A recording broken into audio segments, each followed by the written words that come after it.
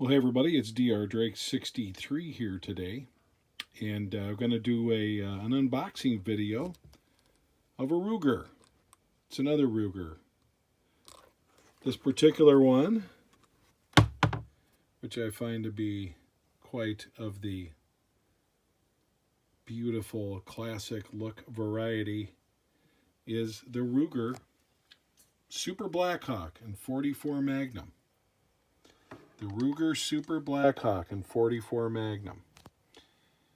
This is a 7.5-inch barrel. It's a single action firearm.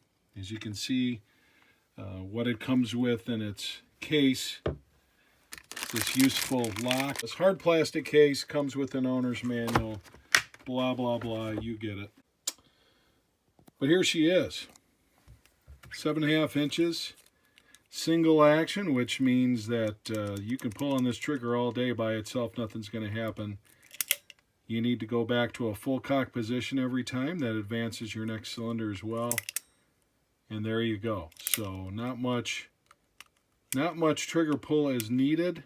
I've heard guys talk about not liking the trigger on this, but what I like in the trigger, it works fine. Not a very heavy pull. But this particular model is available in both a stainless version as well as this blued version. I like the blued version. I'm not a stainless kind of guy. If I was going to get this in anything else, it would be probably nickel plated. But it's got the pretty rosewood grips. Can't say I particularly care for the Ruger logo that much, but hey, it'll do the job for us right now. But here you go. The Ruger 44 caliber new model Super Blackhawk. So we're liking this gun very much. So looking at this very stout built firearm in 44 Magnum, it has been said that this firearm will be able to handle heavy loads, the heaviest loads out there, better than any other pistol that's made, just known for stout construction. And for purposes of comparison, we've got what looks very similar, another single action Ruger. This one is the Ruger New Vaquero. And recently did a video about this one. Very stoutly built, shooting the 357, which is by no means a wimpy round either. Both of these, when you put them in hand, you know you're holding on to a firearm. They got some weight to them.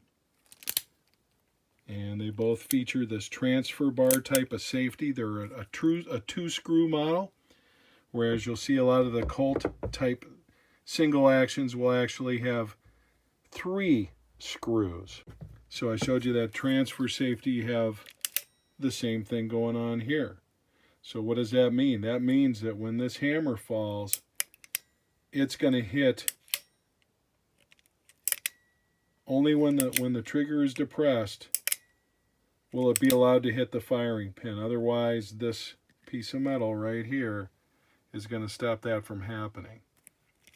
So like I said, you've got the same thing going on with your Ruger Vaquero. Transfer bar safety.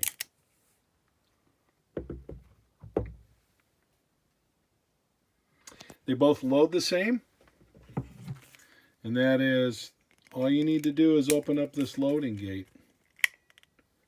And it allows you to move the wheel.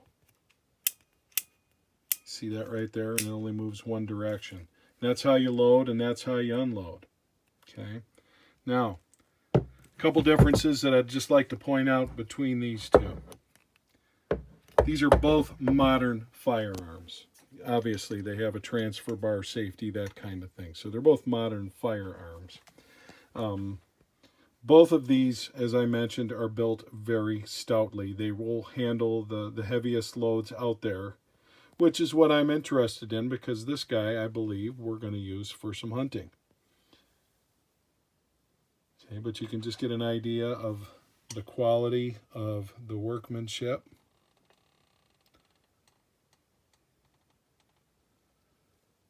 And if you compare, again, here with the Vaquero, you have a design which is meant to mimic the 1873 Colt design It looks like it, but it's not. Its workings are different. Here, this isn't meant to be anything. In other words, it looks like a Western type of firearm, but this is a 1950s design, and from the ground up. And you can tell with elevated front sights, and you can also see here that it has adjustable rear sight.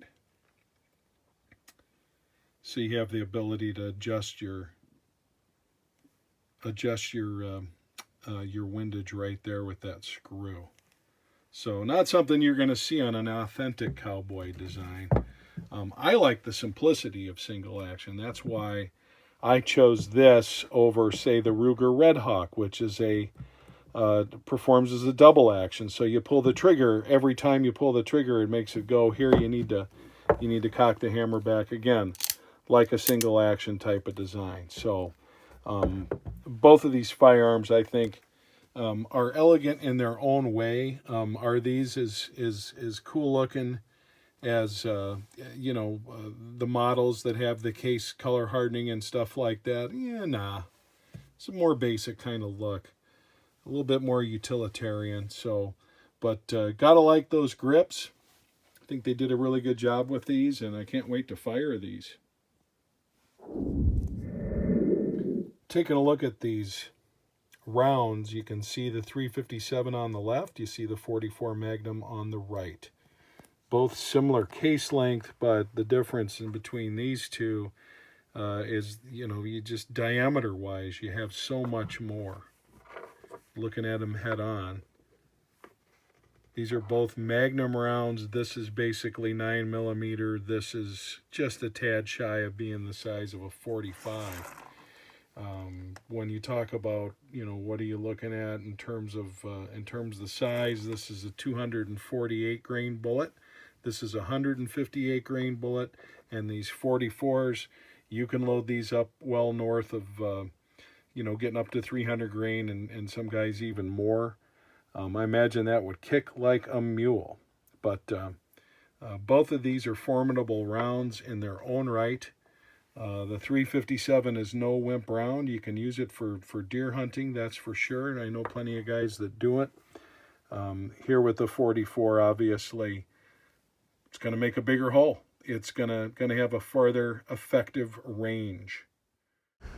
No, I'm not really angry here, just trying to look tough. Looking forward to our next video here where we will shoot this fine pistol. I want to remind everyone to support the National Rifle Association. This is Dr. Drake 63 saying so long, guys.